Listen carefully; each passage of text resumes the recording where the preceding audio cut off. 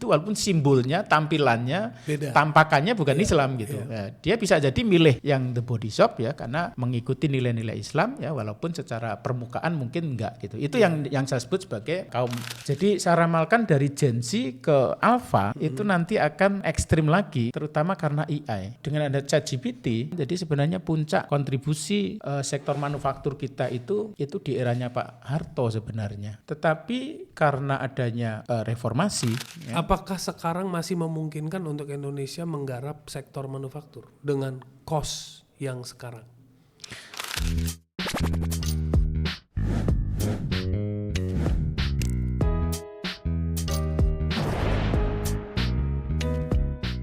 Bro, kalau marketing itu kan lu tadi lagi cerita ada 3 fundamental. Apa aja tuh bro? apa tuh yang value? Fungsional, Oke. value. Ya kalau di sebelumnya sebenarnya cuma 2 ya. Jadi kalau di dunia barat itu value atau benefit di marketing. Kenapa kita beli produk itu kan karena value kan. Value yang ada di produk itu. Kalau di dunia barat dikenalnya hanya functional sama emotional. Iya. Ya, jadi functional itu artinya kita beli produk itu karena manfaat yang bersifat fungsi ya. Fungsi itu artinya harga murah, convenient ya, kemudian kecepatan dan seterusnya. Tapi kemudian ada yang namanya emotional value. Orang milih produk karena gengsinya, karena untuk self promotion, untuk kita biar beda dengan orang segala macam. Tapi yang menarik adalah sejak 2014 saya kebetulan ada bukunya, saya nulis bukunya, judulnya Middle Class Marketing to the Middle Class Muslim. Saya bikin riset, bikin satu matriks gitu ya. Itu mengacu kepada value yang ketiga, yaitu yang saya sebut sebagai spiritual value atau spiritual benefit. Okay. Ya, ini konteksnya Islam karena di Indonesia kan 90% Mayoritas, Islam. Jadi mungkin kalau di Kristen atau di agama lain mungkin saya nggak begitu ngerti. Itu kalau di Islam artinya spiritual value itu adalah sejauh mana produk itu atau benefit produk itu taat kepada ajaran Islam gitu. Okay. Ya, jadi ketika produk itu nutup aurat gitu misalnya hijab dan seterusnya, itu berarti dia taat kepada ajaran Islam gitu ya. Ketika layanan bank itu tidak mengandung riba, maka dia akan taat kepada ajaran Islam gitu. Nah, ketaatan ini yang menentukan spiritual value itu ya. Dan yang menarik apa yang saya ramalkan di tahun 2014 2015 itu sekarang makin kenceng ya, makin kejadian ya contoh yang paling dekat ya boikot Israel itu. Ya, ketika bagaimana sebuah peristiwa politik ya, perang gitu ya, kemudian dikaitkan dengan dikaitkan dengan bagaimana kita membeli produk gitu ya dengan boikot dan seterusnya. Consumer behavior. Jadi peristiwa politik atau peristiwa perang itu bisa mempengaruhi sentimen di konsumen dan kemudian mempengaruhi perilaku dia untuk menggunakan dan tidak menggunakan produk gitu. Ini yang menurut saya baru ya, baru di Indonesia, dan ini saya waktu dulu bikin bukunya agak nggak percaya gitu ya, tapi ternyata dari waktu ke waktu spiritual value ini seiring dengan tingkat religiositas kaum muslim Indonesia itu makin kuat ya. Jadi kalau di Islam itu ada kita hubungan kita ke atas ya, kalau kita sholat doa segala itu vertikal, tapi juga kalau di Islam itu ada hubungan yang sifatnya horizontal. Istilahnya muamalah namanya. Muamalah itu aset kita harus dikelola tanpa riba gitu ya. Terus kita mesti harus hubungan dengan orang lain, mesti harus sedekah dan segala macam. Itu hubungan sesama manusia sama hubungan vertikal antara manusia dengan Tuhan. Yang menarik adalah spiritual ini, terutama yang horizontal tadi. Ya, jadi tiba-tiba konsumen Indonesia semakin peduli bahwa aset yang dia punya mesti harus bersih dari riba misalnya. Ya, itu yang namanya spiritual value. Jadi ada 3 itu di Indonesia. Nah, tapi seiringnya itu kesadaran berjalan, pinjol juga makin kencang. Ya kan?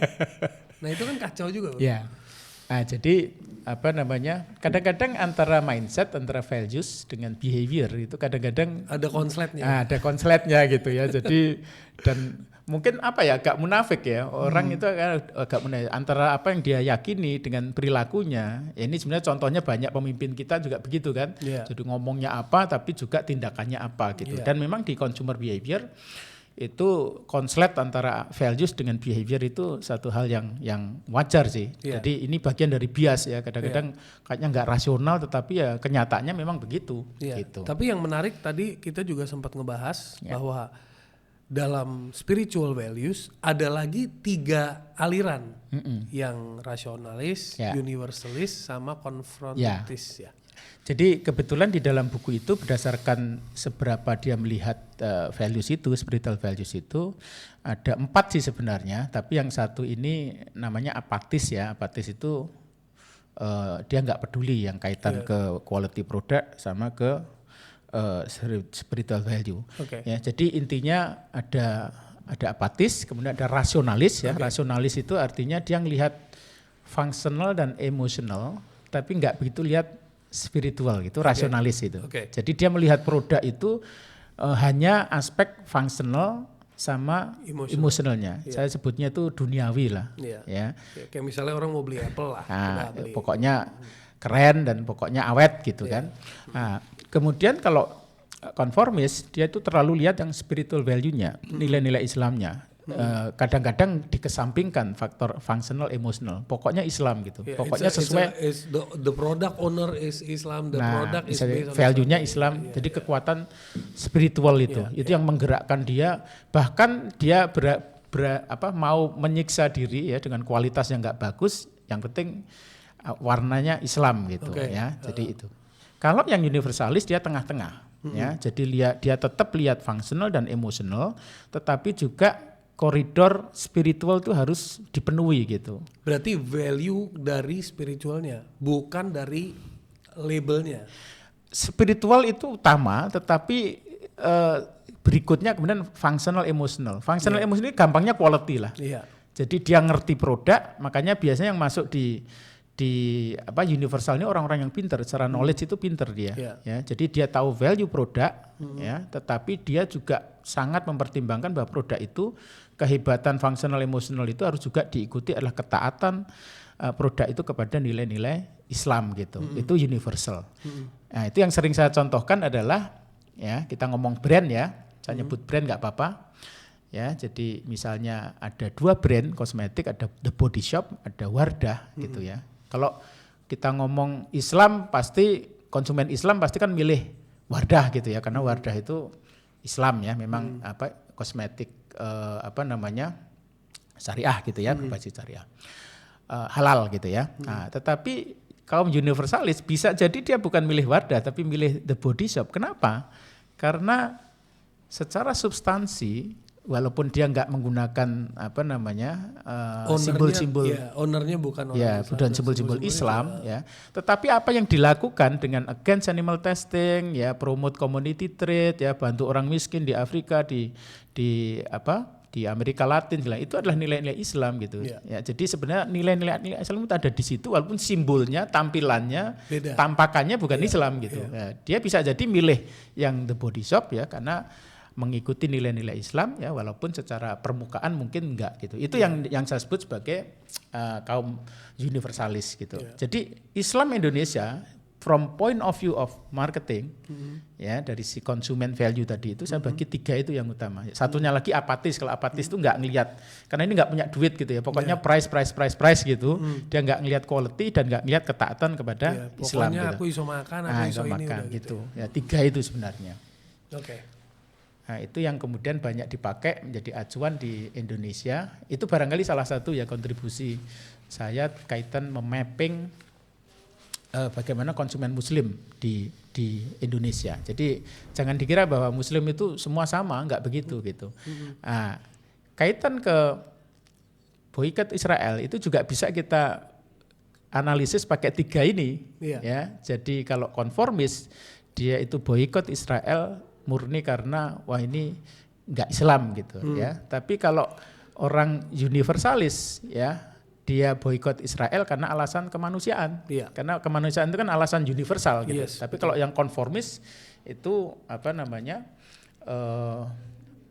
ini bukan Islam gitu ya. Israel itu lawan Islam gitu ya. Gitu. Jangan pilih produk musuh. Nah, kira-kira begitu. Ya, itu konformis ya. Kalau rasionalis kecenderungannya akan lihat bahwa ya ini dampaknya ke ekonomi apa bagus atau enggak gitu. Nah, ini pandangan mindset 3 ini akan beda terhadap satu isu yang sama gitu. Nah, tapi kalau kita ngomongin boykot, ada satu concern. Kalau gue pribadi believe tentang humanity. Ya. Jadi yang dilakukan itu nggak benar dan kita harus stand up for humanity. Betul. Tapi ada concern juga, misalnya makin kita melakukan itu terus, what about the life, the nasib of the people working in that company? Betul. Itu juga part of humanity juga. Betul. Jadi di satu sisi kita stand for what is right, tapi juga we have to be concerned about are we doing it right?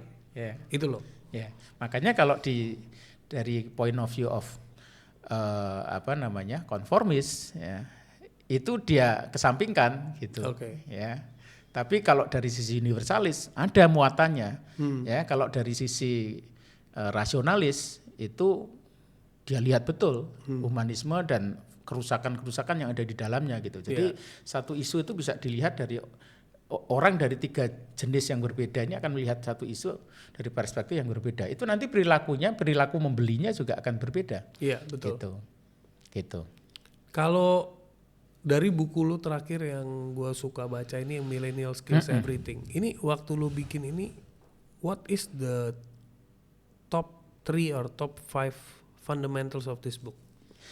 Jadi saya selalu kalau mendapatkan ide buku itu biasanya dari proses yang panjang. Jadi kadang-kadang bisa setahun, bisa 2 tahun, bisa 3 tahun. Ya, jadi kadang-kadang ada paralel, ada beberapa yang dipikirkan bareng gitu. Tapi yang terpilih menjadi buku akhirnya itu akan makin masif, makin intensif kita pikirin dan akhirnya sampai kesimpulan ini harus dijadikan buku gitu. Jadi barangkali ada 15 gitu calon gitu, dipikirin terus paralel itu, tapi ada satu yang kayak pecah telur gitu, ini kok kayaknya menarik ya. Dan setiap kali saya nulis buku selalu ada dari sisi hulu sama hilir ya. Jadi dari sisi hilir itu artinya konsumen kira-kira tertarik ini enggak. Terus dari sisi hulu itu secara ilmunya baru atau enggak dan seterusnya gitu. Nah, saya cenderung ke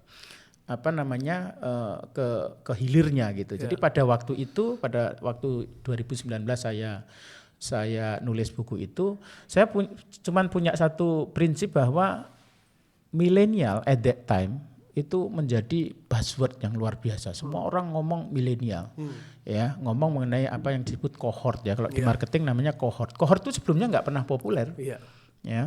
Nah, tetapi begitu keluar milenial di zaman Gen X ya, kejayaan Gen X itu istilah cohort itu nggak begitu populer. Tapi begitu muncul milenial itu kemudian semua orang ngomong itu. Makanya saya selalu berpikir bahwa sesuatu yang lagi happening ya, dan itu adalah bidang yang bisa disangkut pautkan dengan marketing, saya harus menjadi yang pertama. Saya harus punya satu pemikiran yang itu harus mainstream gitu. Itu yang selalu menjadi obsesi saya.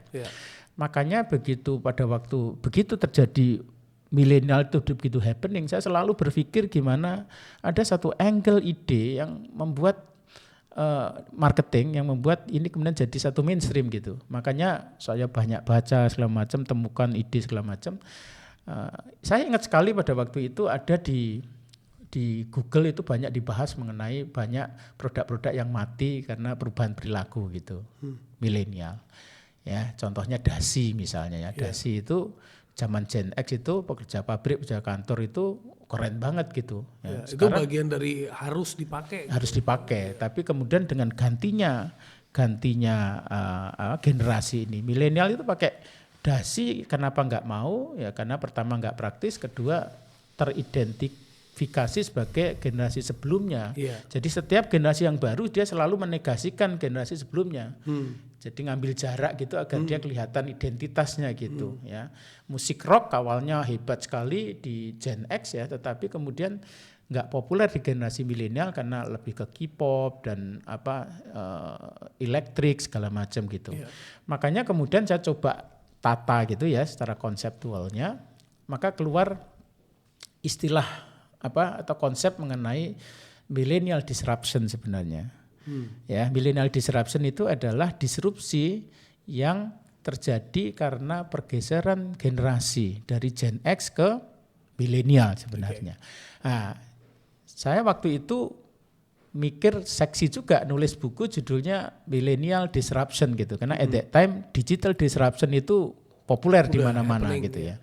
Nah, tapi saya selalu kalau bikin sesuatu mesti harus gampang, simple gitu. Dan orang itu begitu dengar kayaknya seru gitu ya. Makanya saya juga ingat pada waktu itu kata bunuh itu agak ekstrim gitu ya. Jadi bayangkan milenial membunuh banyak produk dan bisnis dan industri gitu ya, membunuh dalam tanda kutip ya. Dan buku ini kan berisi 50 produk bisnis dan industri yang dibunuh ya. Dibunuh itu pengertiannya adalah dia nggak dipakai oleh milenial lagi karena behaviornya berubah dan perilakunya udah beda. Dan ketika dia nggak dipakai karena milenial ini makin membesar dan menjadi mainstream, karena yang Gen X itu akan makin pensiun kan, nggak punya daya beli lagi.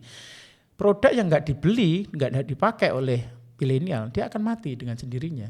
Gitu. Jadi ketika dia nggak bisa melakukan regenerasi, satu brand tidak bisa melakukan regenerasi dari Gen X ke milenial, maka secara otomatis dia akan mati, pelan-pelan akan mati gitu. Dan itu terjadi, ya sekarang terjadi.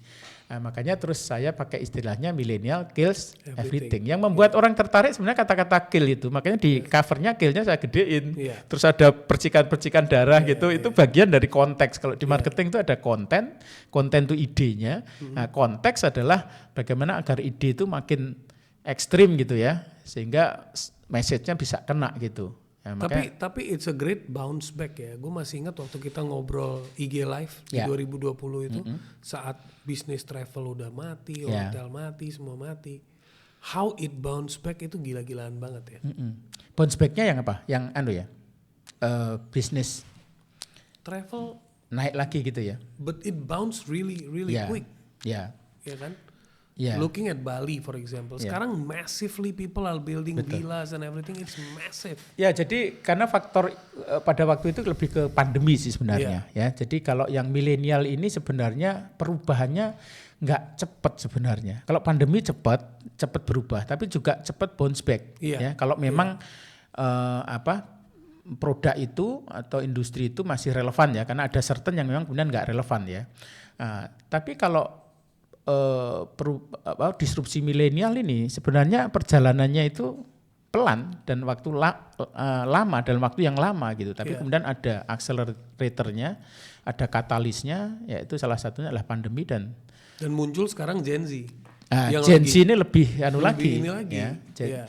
Jadi di buku itu saya bilang bahwa sebenarnya saya sering menggambarkan tuh kayak gempa tektonik ya. Gempa tektonik itu kan terjadi patahan. Ya. Jadi harusnya perubahan itu kan incremental. Ya. Dari baby boomers dan Gen X ke milenial dan Gen Z itu perubahannya itu gempa tektonik. Di dalam buku itu saya jelaskan. Kalau dari baby boomers ke Gen X itu incremental, pelan, linear. Tapi begitu masuk ke milenial itu tiba-tiba glek gitu, terjadi patahan. Tapi dugaan saya dari Gen X ini ke Gen Z itu balik lagi linear gitu. Jadi bukan begini gitu. Ya. Nah, sebenarnya yang menyebabkan tektonik ini adalah digital sebenarnya. Penyebabnya adalah digital gitu. Makanya generasi X dan baby boomer di satu sisi, ya, ini sebenarnya agak-agak seragam karena linear tadi. Dan di sisi lain adalah milenial dan Gen Z itu ini juga linear, tapi dua ini agak beda sama sekali gitu. Itulah udah yang kayak dua era yang berbeda. Inilah yang menyebabkan ketika perilakunya ekstrim berbeda memakan korban gitu. Kan sebenarnya kalau gempa itu nggak tektonik ya, ini nggak terlalu dalam, kan korbannya dikit. Tapi kalau ini ekstrim dan dalam begini gempa tektoniknya, maka korbannya kan akan banyak. Nah, korbannya adalah yang saya katakan itu 50 produk dan industri yang dibunuh oleh milenial gitu. Jadi terjadi luar biasa. Menurut saya dari Gen X, dari Gen milenial ke Gen Z ini menurut saya linear lagi karena tidak ada satu sebab yang ekstrim. Nah, mungkin nanti setelah Gen Z, saya meramalkan itu IA yang membuat tektonik itu akan gini lagi gitu. Jadi saya ramalkan orang-orang belum siap lagi. Betul. Jadi saya ramalkan dari Gen Z ke Alpha itu nanti akan ekstrim lagi, terutama karena AI. Ya. AI itu sekarang dengan ada ChatGPT itu dia masuk ke ranah consumer, ke ranah mass, itu saya yakin perkembangannya akan lebih luar biasa, dan ketika dia merasuk ke dalam seluruh aspek kehidupan kita, maka itu akan menciptakan disrupsi AI yang sama kayak millennial ke everything di transisi dari Gen X dan baby boomers ke millennial Gen Z. Yes. Melihat future of Indonesia today, the politics, the shift, the gaya of politics. Now gayanya juga ada gaya asik ya, bukan gaya-gaya dulu ya. Gayanya udah frontal, brutal, asik gitu kan. Everything is open. How do you see Indonesia's economical growth in terms of consumer behavior in the next 3 years maybe? Saya sih lihatnya adalah terutama Indonesia ini yang sangat mengkhawatirkan adalah karena deindustrialisasi. Ya, jadi ketika sektor manufaktur ini sebenarnya sudah sangat turun, ya, turun dan kemudian secara sistemik itu turun gradual. Bayangkan dari 98, jadi sebenarnya puncak kontribusi sektor manufaktur kita itu di eranya Pak Harto sebenarnya. Ya, di era Pak Harto itu sektor manufaktur kita lumayan ya, sampai lebih dari 25% dari PDB. Tetapi karena adanya reformasi, gonjang-ganjing politik, ya itu jadi kayak terlupakan. Ya itu mungkin 10 tahun terlupakan, dan ketika sudah sektor manufaktur ini semakin tenggelam, makin dalam, kabinet ini kan, pemerintahan ini kan oportunistik kan, dia mesti harus terlihat oleh rakyat itu kan bagus gitu. Ketika manufaktur ini nggak seksi, dibenahin kayak apapun nggak akan menghasilkan impact yang bagus, maka semakin semakin terbengkelai gitu. Nah, di zaman Pak Jokowi 10 tahun menurut saya terlihat ya, dia lebih fokus di hilirisasi dan kemudian infrastruktur gitu. Jadi ada inisiatif industri 5.0 ya 5 tahun yang lalu, tapi sama sekali nggak jalan. Itu tujuannya sebenarnya Pak Erlangga, tujuannya adalah bagaimana sektor manufaktur kita itu di-equip dengan teknologi 4.0